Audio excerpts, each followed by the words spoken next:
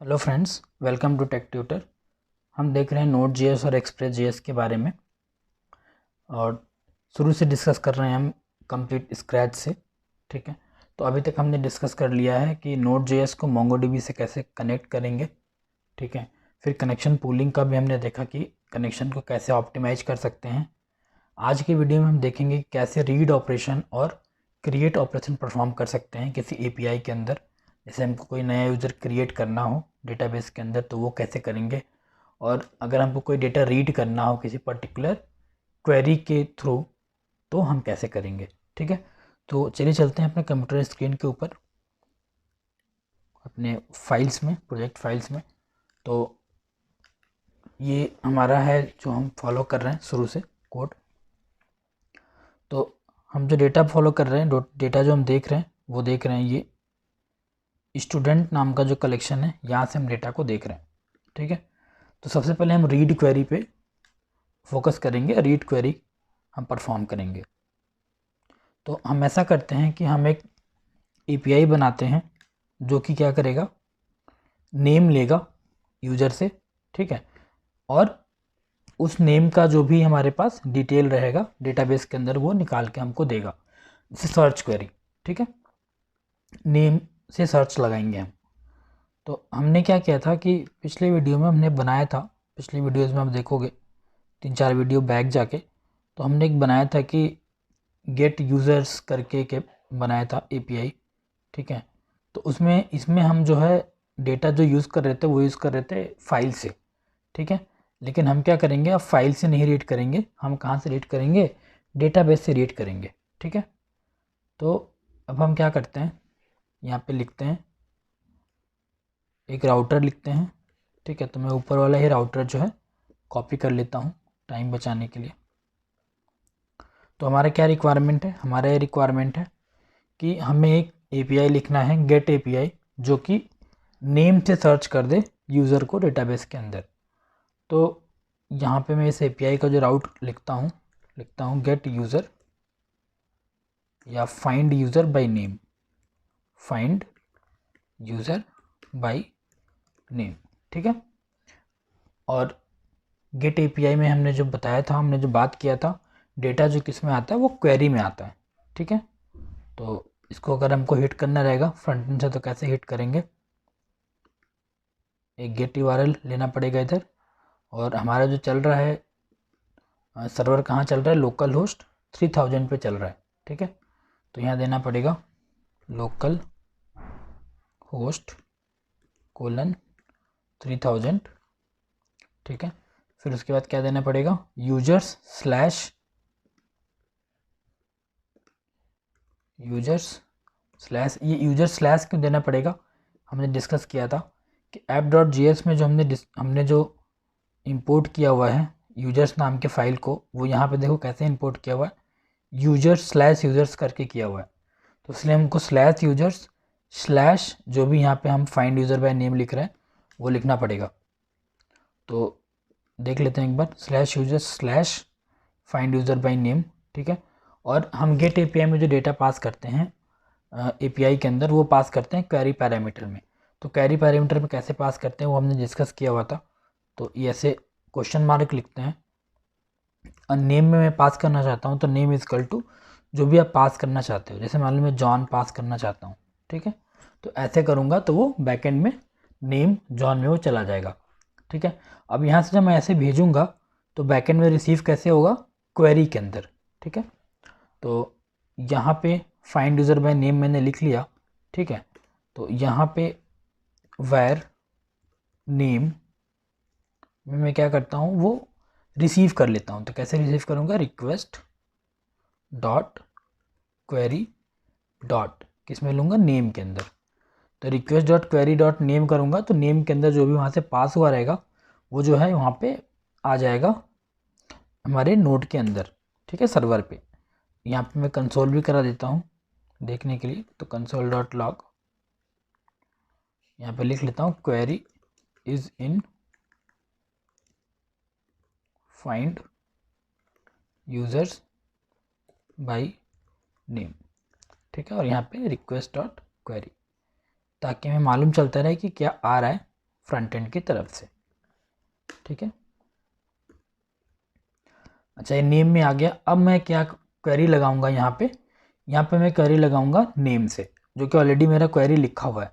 तो global object dot D B object DB OBJ लिखूंगा, क्योंकि ऑलरेडी मेरा कनेक्शन पूल से कनेक्शन बन गया होगा, तो मुझे यहाँ पे कनेक्शन क्रिएट करने की ज़रूरत नहीं है। यही ब्यूटी है कनेक्शन पूल की। और स्टूडेंट नाम पे मुझे जो है लगाना है, तो ये जो डेटा हमारा है स्टूडेंट कलेक्शन के अंदर अवेलेबल है। ठीक है, और नेम की है। ठीक है, तो नेम पे मैं जो यहाँ पे क्वेरी लगाऊंगा। तो MongoDB में कैसे फाइंड क्वेरी लिखते हैं, अगर आपको क्लियर नहीं है तो MongoDB का ट्यूटोरियल जाके एक बार आप देख लीजिए, वहाँ से आपको क्लियर हो जाएगा। तो फाइंड के अंदर हम ऐसे भेजते हैं क्वेरी को। तो नेम को क्या भेजना है मुझे, जो भी इस नेम में आ रहा है फ्रंट एंड से। ठीक है, तो मैं नेम में यहाँ पे जो भी आ रहा है वो मेरा नेम में स्टोर है, तो मैं ऐसे करके भेज दूँगा। तो वहाँ से फ़िल्टर होके आ जाएगा। ठीक है, डेटा, और जो भी डेटा आएगा वो डेटा के अंदर जो है चला जाएगा। तो बहुत ही सिंपल है, जैसा कि हमने फाइंड ऑल यूज़र के लिए लिखा था, गेट ऑल यूज़र के लिए, ठीक उसी तरह इसका भी सेम रहेगा कोड। बट यहाँ पे क्या रहेगा, सिर्फ नेम पे जो है ये लगा रहेगा, आपका नेम पे सिर्फ जो है फ़िल्टर लगा देंगे बस। ठीक है, तो इसको ना चला के देखते हैं। तो चेंज किया तो सर्वर को आपको क्या करना होगा, स्टार्ट करना होगा। ठीक है, मैं क्लियर कर लेता हूँ इसको, सर्वर को स्टार्ट करता हूँ। कैसे, npm स्टार्ट से।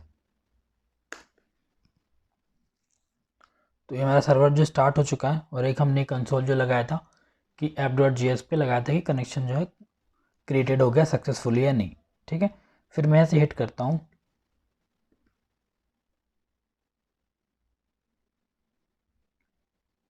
ठीक है, अभी कुछ प्रॉब्लम हो रहा है, यहाँ पे देख लेते हैं क्यों। यहाँ पे हिट तो नहीं आया।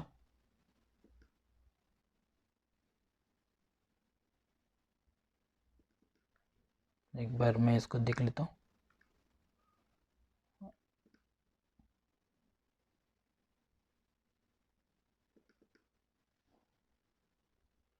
उसके बाद थोड़ा सा ये चेक कर लेते हैं। There was error in happening local host 3000 users. तो हो सकता है कुछ प्रॉब्लम हो इसके अंदर, तो यहाँ से मैं कॉपी कर लेता हूँ।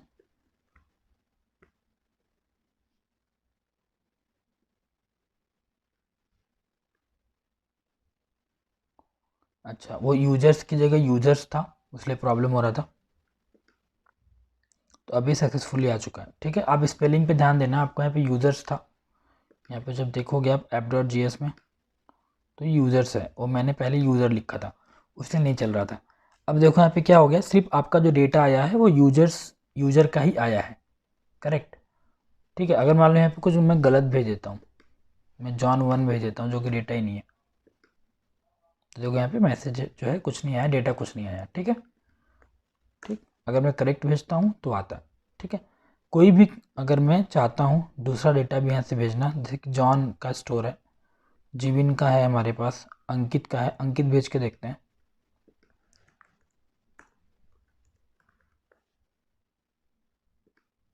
ठीक है, देखो अंकित का डेटा आ रहा है। ठीक है, तो यहाँ पे क्या हो गया कि यहाँ पे हमने एक प्रॉपर गेट एपीआई सीख लिया कि गेट एपीआई कैसे लिखेंगे, फ्रंट एंड से कोई भी डेटा कैसे पास करेंगे, और बैकएंड पे हम लेके उस डेटा को और MongoDB से कैसे डेटा जो है मंगा के फिर फ्रंट एंड को वापस कर देंगे रिस्पॉन्स में। तो एक कंप्लीट एंड टू एंड जो हमारा है ये एपीआई हो गया। ऐसे ही एपीआई हम बड़े बड़े एप्लीकेशंस के अंदर भी लिखते हैं। ठीक है, और ये हमने ऑलरेडी डिस्कस कर लिया था कि अगर मुझे इसमें 2 पैरामीटर भेजने हैं तो वो कैसे भेजेंगे। जैसे कि नेम हमने भेजा, अगर मुझे मान लो एज भी भेजना है, ठीक है, तो यहाँ पे हम कैसे भेजते हैं, एंड करके फिर एज मान लो, एज इजकल टू कितना भेजना है, मतलब 30 भेजना है। तो ऐसे करके भेजेंगे तो दोनों चला जाएगा, नेम भी चला जाएगा और एज भी चला जाएगा बैकएंड के अंदर। ठीक है, तो होप आपको ये गेट क्वेरी क्लियर हो गया होगा। ठीक है, तो चलिए ये चलते हैं, लिखते हैं हम क्रिएट क्वेरी। अगर मुझे नया कोई यूज़र क्रिएट करना है तो, ठीक है, तो हमने जो है क्रिएट का क्वेरी बहुत पहले लिखा था उस टाइम, वही हम देख लेते हैं। तो ये गेट यूज़र था, ऐड यूज़र का देखो हमने यहाँ पे लिखा था। करेक्ट, तो ऐड यूज़र में ही हम मॉडिफिकेशन करते हैं। ठीक है, उस टाइम तो हम डेटा कहाँ से ला रहे थे, डेटा ला रहे थे फाइल से, ठीक है। तो ऐड यूज़र जो ये वाला है हम डिलीट कर देते हैं, फाइल वाला, और यहीं पे उसको हम मॉडिफाई करते हैं। तो हमारा राउटर डॉट पोस्ट मेथड लिखते हैं, क्योंकि जनरली हम क्रिएट करने के लिए पोस्ट यूज़ करते हैं। तो ऐड यूज़र नाम का मेथड रहेगा, और हमने डिस्कस किया था पिछले वीडियोज़ में कि जो भी हम डेटा पोस्ट में हमारा आता है तो जनरली हम बॉडी में उसको मंगाते हैं, ठीक है। तो ऐड यूज़र का हमारा पहले से पड़ा होगा, एक बार देख लेते हैं। ये गेट का ही है, देखो ऐड यूज़र का हमारा पहले से ये पड़ा हुआ है, ठीक है। तो इसी को यूज़ कर लेते हैं। पोस्ट मेथड था ये, और बॉडी में हम मैसेज डेटा जो है भेज रहे थे। तो जब हमने फाइल के केस में देखा था, तो फाइल के केस में आपका रियली में डेटा क्रिएट नहीं होता था, वो कैश हो जाता था, तो आप डेटा देख नहीं पाते थे। लेकिन यहाँ पे क्या होगा, आप डेटा देख पाएंगे, ठीक है। तो उसको देखते हैं। तो इसमें हमने क्या क्या मंगाया था, यूज़र आईडी, नेम और एज, ठीक है। तो अभी हम क्या करते हैं कि जो भी हमारा फ्रंट एंड से आता है हम उसको डेटाबेस में स्टोर करा देते हैं एज इट इज़, ठीक है। हम कोई वैलिडेशन नहीं लगाते हैं, बाद में वैलिडेशन लगाना भी सीखेंगे, ठीक है। तो अभी हम चलते हैं, इसको करते हैं एक बार। तो ऐड यूज़र में जो भी आएगा, किस में आएगा, क्वेरी में आएगा, किस में, सॉरी बॉडी में आएगा, क्योंकि पोस्ट कॉल है तो पोस्ट कॉल में हमेशा डेटा किस में आता है, बॉडी में आता है। और यहाँ पे हमें ये नहीं लिखना है, ये तो कैसे में स्टोर करेगा, ठीक है। अब क्या करते हैं, यहाँ पे हम एक मोंगोडीबी का इंसर्ट क्वेरी यूज़ करेंगे। इंसर्ट क्वेरी यूज़ करते हैं किस लिए, जब मुझे डेटा क्रिएट करनी होती है, नया डेटा इंसर्ट करना होता है मोंगोडीबी के अंदर। तो कैसे लिखेंगे इसको लिखेंगे ग्लोबल डॉट DB OBJ हमारा ऑब्जेक्ट है, जिसमें जो हमारा जो है कनेक्शन जो है स्टोर है, डॉट कलेक्शन।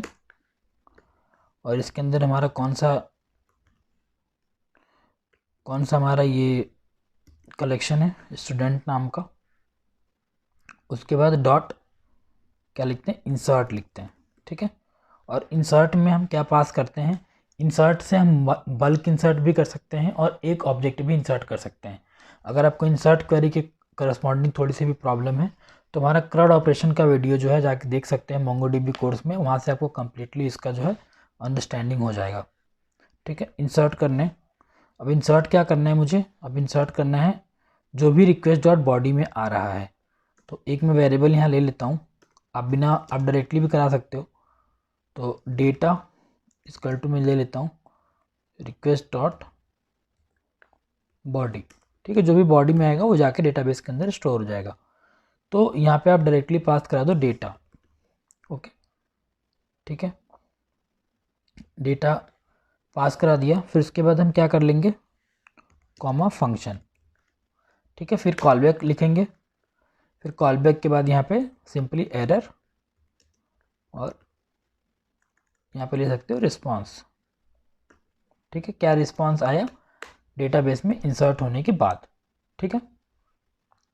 तो यहाँ पे चेक कर सकते हो कि इफ़ एरर आया,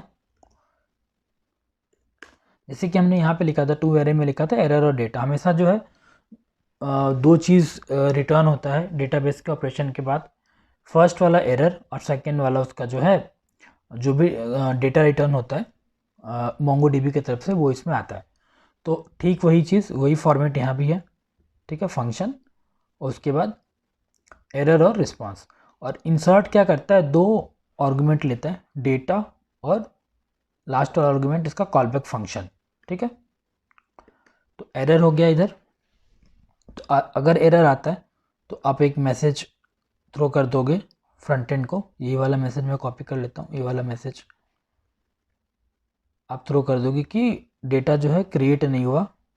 तो यहाँ पे गेटिंग डेटा था, तो यहाँ पे लिख दोगे आप data error in creating data, ठीक है। और नहीं एरर आता है, एल्स के केस में क्या करोगे, आप बोल दोगे कि आपका जो डेटा है सक्सेसफुली जो है इंसर्ट हो गया, ठीक है। तो यहाँ पे आपको ऐसे लिख देना है, और यहाँ पे आप रिटर्न लिख भी सकते हो, नहीं भी लिख सकते हो, क्योंकि हमारा कुछ और स्टेटमेंट है नहीं, ठीक है। तो इस तरीके से क्या हो गया आपका जो है, ये सिंपल जो है आपका डेटा जो है इंसर्ट हो जाएगा मोंगोडीबी के अंदर। तो आइए चलते इसको करके देखते हैं। स्टार्ट करते हैं फिर से सर्वर को।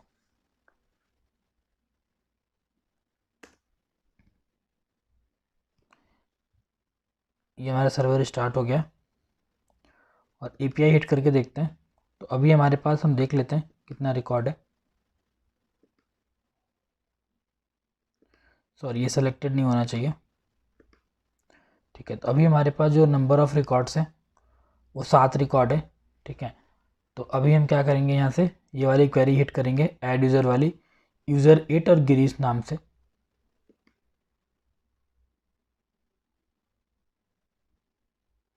यहाँ पे मैसेज आ गया, यूज़र एडेड सक्सेसफुली, यानी यूज़र हमारा सक्सेसफुली ऐड हो चुका है। ठीक है, और यहाँ पे कंसोल पे जो भी आपने कंसोल लगाया होगा वो आ जाएगा। हमने इन ऐड यूज़र करके कंसोल लगाया था, जो भी उधर से रिस्पॉन्स आ रहा था। तो इसको मैं देख लेता हूँ यहाँ पे क्रिएट हुआ है कि नहीं। देखो 8th रिकॉर्ड एक हमारा जो है क्रिएट हो गया है। ठीक है, तो आप इधर भी जाकर देख सकते हो, लास्ट रिकॉर्ड जो आपका है 8th रिकॉर्ड ये जो क्रिएट हो चुका है। तो अभी, और underscore ID MongoDB by default डालता है, ये आपको पता ही होगा। MongoDB आपको आती होगी तो। अगर mongo ID_ID क्यों आता है, क्या होता है इसका मीनिंग, मैंने पूरा एक्सप्लेन किया हुआ है MongoDB वाले वीडियो में, वहाँ जाके आप इसको क्लियरली देख सकते हो। अच्छा, तो इस तरीके से हमने क्या किया, हमने फ्रंट एंड से जो है डेटा जो है लिया और हमने क्रिएट कर दिया, इंसर्ट कर दिया MongoDB डेटाबेस के अंदर। ठीक है, तो इसका बहुत सारा एप्लीकेशन है रियल लाइफ एप्लीकेशन में। अगर जैसे कि आप साइन अप करते हो किसी एप्लीकेशन पे, ठीक है, साइन अप करते हो तो क्या होता है, बेसिकली आप यूज़र नेम पासवर्ड जो भी डालते हो वो जाके डेटाबेस में क्रिएट होता है। तो वहाँ पे यही प्रोसीजर फॉलो होता है। डेटा लेते हैं फ्रंट एंड से, ठीक है, उसको वैलिडेट करते हैं, फिर डेटा को जाके बैकएंड में जो है इंसर्ट कर, बैकएंड में डेटाबेस में ऐसे इंसर्ट हो जाता है। ठीक है, फिर जब भी आप उसको गेट करते हो फिर तो आपको मिल जाता है डेटा। जैसे गिरीश से मैंने इंसर्ट किया, तो अगर आप फाइंड क्वेरी चलाओगे नेम वाली तो वो आ जाएगी GIRISH, गिरीश। ठीक है, वो गिरीश का डेटा आ गया। ठीक है, और सेम वही चीज़ जब आप लॉगिन करते हो, तो जैसे आप यूज़र नेम पासवर्ड डालते हो तो उस यूज़र नेम पासवर्ड का सर्च होता है डेटाबेस के अंदर। अगर वो रहता है और मैच हो जाता है तो आपका वो लॉगिन हो जाता है। ठीक है, तो आपको क्रिएट और रीड ऑपरेशन क्लियर हो गया होगा। ये MongoDB के अंदर हम कैसे परफॉर्म कर सकते हैं, बहुत ही आसान है। ठीक है, और कनेक्शन पोलिंग ने तो हमारा काम और भी आसान कर दिया है कि हम एक बार कनेक्शन बना ले रहे हैं और कोई भी ऑपरेशन हम हिट कर दे रहे हैं तो ये आराम से चल रहा है। अगर कनेक्शन की तरफ भी नज़र हम डाल लेते हैं, पहले हमारा करंट टोटल क्रिएटेड 78 था, करंट 9 था। अब हम देखते हैं, देखो करंट 11 हो गया और टोटल क्रिएटेड जो है 82 हो गया। ठीक है, तो एक बार अगर आप फिर से इसको हिट करें